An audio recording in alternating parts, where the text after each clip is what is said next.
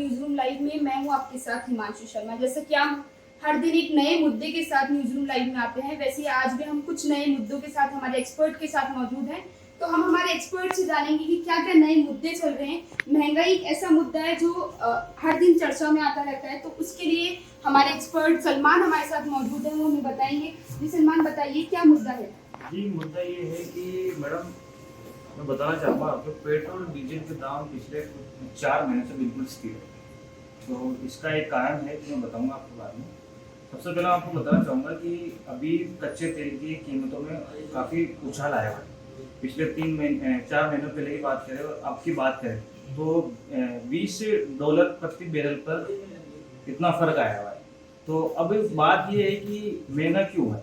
महंगा इसलिए हुआ है कि रशिया और यूक्रेन युद्ध की वजह से कच्चे तेल का आयात निर्यात में फ़र्क पड़ा है, महंगाई बहुत ज़्यादा हो गई है। और दूसरी बात यह है कि इतना दिन से ये स्थिर क्यों था।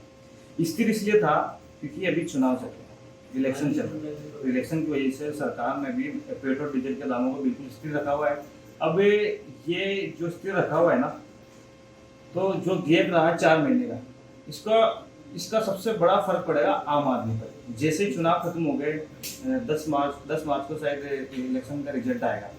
जैसे ही रिजल्ट आने के बाद में जो अगर पेट्रोल डीजल के दाम बढ़ा तो शायद मेरे हिसाब से 18 से 22 रुपये के बीच में, 18 से 22 रुपये तक पेट्रोल डीजल के दाम बढ़ सकते हैं। तो ये काफ़ी बड़ा अंतर है। अभी कितने रुपये लीटर है और 18 या 22 रुपये तक बढ़ने के बाद कितना महंगा हो जाएगा पेट्रोल और डीजल। जैसे कि मानेंगे, आपका सबसे ज्यादा मानना ये है कि चुनाव इसका मेन मोटिव है।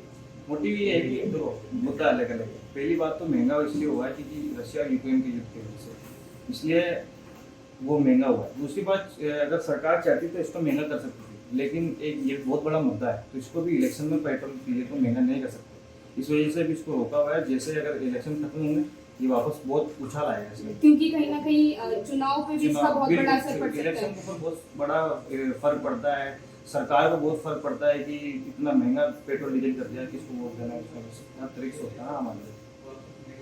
तो जैसा कि सलमान ने बताया कि पेट्रोल डीजल के दाम कहीं ना कहीं अभी रोक रखे हैं। आपको बता दें, पेट्रोल डीजल एक ऐसा मुद्दा बन के रह गया था पिछले 4 महीने से पहले से कि हर रोज पेट्रोल डीजल के दाम कहीं ना कहीं बढ़ते जा रहे थे। हर रोज पेट्रोल डीजल के दाम बढ़ते जा रहे थे, कम होने का नाम नहीं ले रहे थे। लेकिन वहीं अब जब चुनाव पास आ रहे हैं तो पेट्रोल डीजल के दाम वहीं पर थमे हुए हैं। तो किस तरीके से चुनाव के बाद क्या बदलाव होता है ये हमें बाद में वहीं अब हमारे एक्सपर्ट जावेद से जानना चाहेंगे हम कि किस मुद्दे पे आप बात करना चाहेंगे। आसाराम केस आपने सुना होगा। आसाराम केस, जो आसाराम बापू जिनको कहा जाता है हमारे भारत में, 2013 में उनको गिरफ्तार किया गया था। और 2013 में गिरफ्तार करने के बाद लगभग 6 साल बाद उनको जो है उम्र कैद की सज़ा सुनाई गई थी। उस केस में मैं बात करना चाहूँगा, उसमें एक नया मोड़ आया, उसके बारे में बताना चाहूँगा। जैसा कि आप सभी जानते हैं आसाराम केस कितना हाईलाइटेड केस था, और आसाराम को सज़ा होने के बाद भी उनके जो लाखों प्रशंसक थे, उन्होंने अभी तक आसाराम पे एक अटूट विश्वास बनाया हुआ है, जिसे हम कहीं ना कहीं या तो अंधविश्वास मान सकते हैं या कहीं ना कहीं कोई ना कोई फैक्ट होगा उनके अकॉर्डिंग। उस केस में एक नया मोड़ ये आया है कि जो उस केस के इन्वेस्टिगेशन ऑफिसर थे अजयपाल लांबा, उन्होंने एक बुक लिखी। बुक के अंदर उन्होंने कुछ पेज नंबर 7 पे एक फैक्ट ऐसा लिखा जिसको लेकर अब चर्चाएं तेज है। पहले तो मैं उस बुक के बारे में बताना चाहूँगा कि उस बुक में था क्या। उस बुक के अंदर ये है कि आसाराम पे लिखी हुई है और आसाराम को उसमें शीर्षक बनाया गया है, और उस बुक के अंदर पूरी घटनाक्रम बताया गया था कि आसाराम को क्यों पकड़ा गया, कैसे वो जो है पब्लिकली जब सबके सामने आए। दरअसल मैं उस बुक का थोड़ा बहुत अंश आपके सामने पेश करूँगा। और मैं क्वेश्चन पूछना चाहूंगी आपसे कि ये इतने लंबे से चलता आ रहा है, अभी क्यों वापस ये मुद्दा छिड़ा है। मैंने ये भी बताया ना आपको कि ये मुद्दा इसलिए छिड़ा है कि जो इसके केस के इन्वेस्टिगेशन ऑफिसर थे अजयपाल लांबा, उन्होंने अभी रिसेंटली बुक लिखी है। उस बुक के पेज नंबर 7 में उन्होंने जो कुछ फैक्ट लिखे हैं, जिस फैक्ट्स की वजह से जो है ये मुद्दा चर्चाओं में है।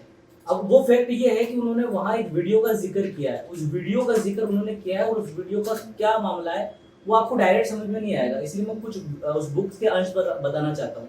एक्चुअली क्या है कि ये केस जब उस बुक के अकॉर्डिंग, उस बुक में ये है कि एक लड़की थी, 18 साल की लड़की थी। तो वो लड़की बीमार हो जाती है अपने कॉलेज में, तो कॉलेज बुक में बीमार हो जाती है। वो लड़की बीमार होने के बाद अपनी ये उसके बारे में एक जो है एक औरत को बताती है जो वहाँ काम करती है। तो तो वो औरत बोलती है कि आप पर भूत प्रेत का साया है, आपकी कोई नॉर्मल बीमारी नहीं है, आपकी भूत प्रेत का साया है, आपको आश्रम पे चलना होगा। तो वो महिला उस लड़की को आश्रम पे ले जाती है और आश्रम पे आसाराम बापू के पास जाती है। तो आसाराम बापू उस लड़की को देख के बोलते हैं कि आप क्या बनना चाहते हो? तो वो लड़की कहती है कि मैं सीए बनना चाहती हूँ, पढ़ लिख कर। तो बोलते कि सीए बन के क्या करोगे? सीए तो मेरे कदमों में पड़े रहते हैं, मैं आपको टीचर बनाऊंगा। और उस लड़की को बोलता है कि आपको 11 दिन मेरे गुरुकुल में रहना पड़ेगा। तो लड़की कहती है कि मैं 11 दिन गुरुकुल में रहूंगी तो फिर मेरी पढ़ाई मिस होगी। तो आसाराम बोलते हैं कि उसकी टेंशन मत करो, वो मैं तुम्हें वो कवर करवा दूंगा। तो इन 11 दिनों के अंदर उस लड़की के साथ जो जो घटनाएं होती है, उस लड़की को किस तरीके से टॉर्चर किया जाता है, उसके साथ जो है दुष्कर्म किया जाता है, उस लड़की पर ही आधारित किताब। और वो लड़की जब घर जाती है, घर जाने के बाद अपने मम्मी पापा को भी बात बताती है, अपने पेरेंट्स को बात बताती है, तो वो मानते नहीं, क्योंकि वो एक अंधविश्वास के अंदर वो भी बंधे हुए थे कहीं ना कहीं। तब एक लड़की जब उसके माँ बाप आसाराम से मिलने जाते हैं तो आसाराम कुछ ऐसे वर्ड बोल देते हैं जिससे उसकी माँ को शक हो जाता है। आसाराम कह देते हैं कि इस लड़की को आश्रम में छोड़ो, नहीं तो ये लड़की बागी हो जाएगी, भाग जाएगी घर से। इस बात को जब घर वाले सुनते हैं तो उन्हें कहीं ना कहीं डाउट होने लगता है आसाराम के ऊपर। फिर वो वापस आते हैं अपनी लड़की के पास और जैसे उसके सर पे हाथ रखते हैं, वो लड़की इस कदर रोती है कि उसके माँ बाप को इस पर पूरी तरह से विश्वास हो जाता है कि मेरी लड़की सही कह रही है, इसके साथ दुष्कर्म हुआ है। जब ये बात उसके फादर को पता चलती है तो फादर के भी बयान उस बुक में फादर कहते हैं कि मैंने लोन लेके आश्रम के लिए दान दिया था, मेरा कमाई का 20% मैं आश्रम को देता था, इस कदर मैं विश्वास में डूबा था, लेकिन आज मेरी लड़की के साथ रेप हुआ है, मैं भविष्य में इसकी ऐसी हालत करूंगा आसाराम की कि कभी किसी और लड़की के साथ रेप ना हो। तो इस घटना का पूरी तरह जिक्र किया गया है और उस जगह पर जब ये पूरा इन्वेस्टिगेशन होता है, जब ये केस पूरे तरह से उभर के आ जाता है, कुछ आश्रम के जो लोग हैं उस लड़की की हिम्मत देख के वो भी सामने आते हैं, कई और लड़कियां भी आती है और जो इस इन्वेस्टिगेशन में बताया कई और लड़कियों के साथ भी रेप हुआ है।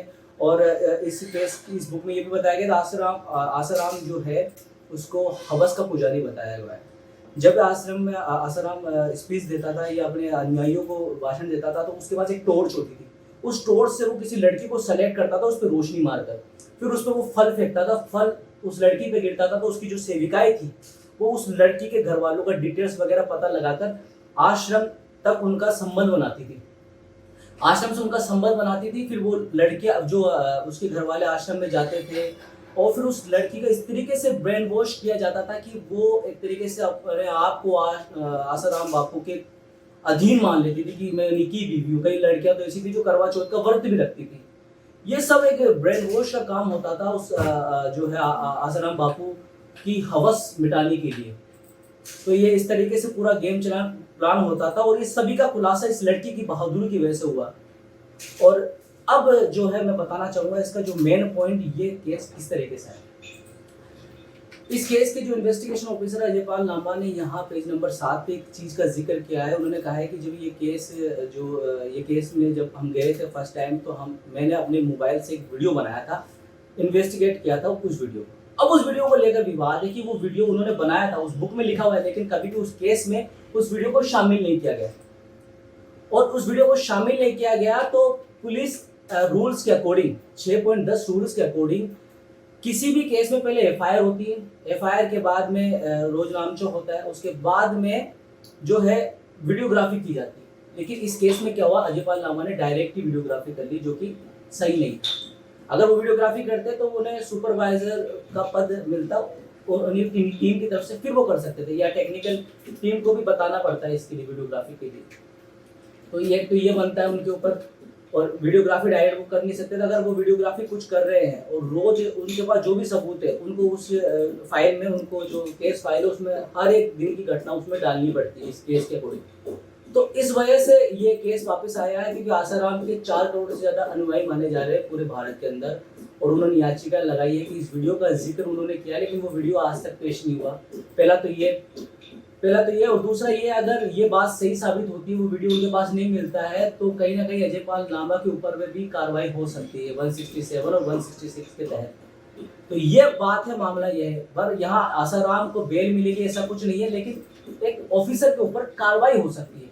आसाराम के तो सारे सबूत सामने आ ही चुके हैं, उनके खुद के जो जो उनके लोगों ने भी उनके खिलाफ बयान दिया है।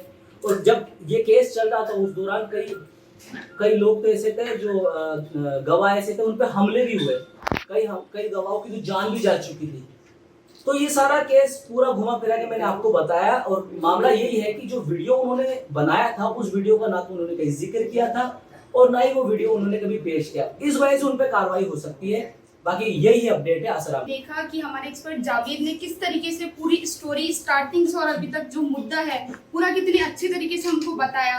अब हम वही जुड़ना चाहेंगे हमारे एक्सपर्ट रहीम के साथ जो हमें बताएंगे स्पोर्ट्स के बारे में। तो बताइए।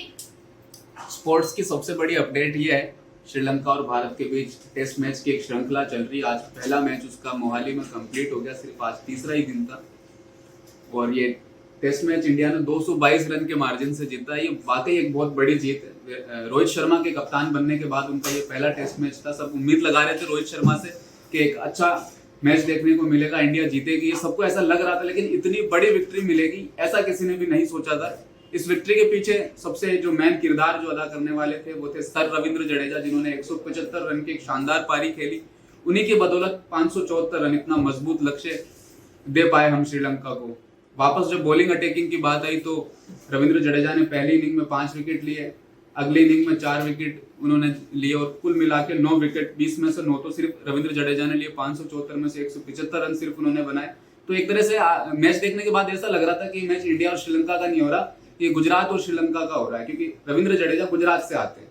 तो वाकई बहुत अच्छा मैच था, दिलचस्प मैच रहा। रिकॉर्ड की अगर बात करें तो इस मैच के बाद से एक रिकॉर्ड में जो अपडेट आया वो इस तरह से है कि रविंद्र चंद्रन अश्विन जो इस वक्त भारत के बहुत अच्छे स्पिन गेंदबाज है, उन्होंने रिकॉर्ड तोड़ा है कपिल देव का। कपिल देव के 434 विकेट थे अब तक टेस्ट क्रिकेट मैच में, लेकिन आज से इस मैच के बाद से अश्विन के 436 विकेट हो चुके हैं। तो उन्होंने कपिल देव जी का रिकॉर्ड तोड़ दिया। अब सिर्फ उनके ऊपर एक ही नाम है, अनिल कुंबले जी का, जो 619 विकेट लेकर इंडिया के टॉप मोस्ट स्पिन गेंदबाजों में टेस्ट क्रिकेट के मामले में वो बने हुए हैं। तो अब तक ये अपडेट मैं आपको दे पाया हूँ इस मैच के बारे में, और ये श्रृंखला आगे चलेगी और इंडिया बहुत अच्छा करने वाली है। तो आपने देखा किस तरीके से हमारे एक्सपर्ट रहीम ने हमको स्पोर्ट्स से जुड़ी पूरी जानकारी दी, किस तरीके से इंडिया ने इस बार मैच जीता है। और आज की न्यूज़ रूम लाइव में इतना ही। कल फिर मिलेंगे हम सभी नए मुद्दों के साथ। धन्यवाद।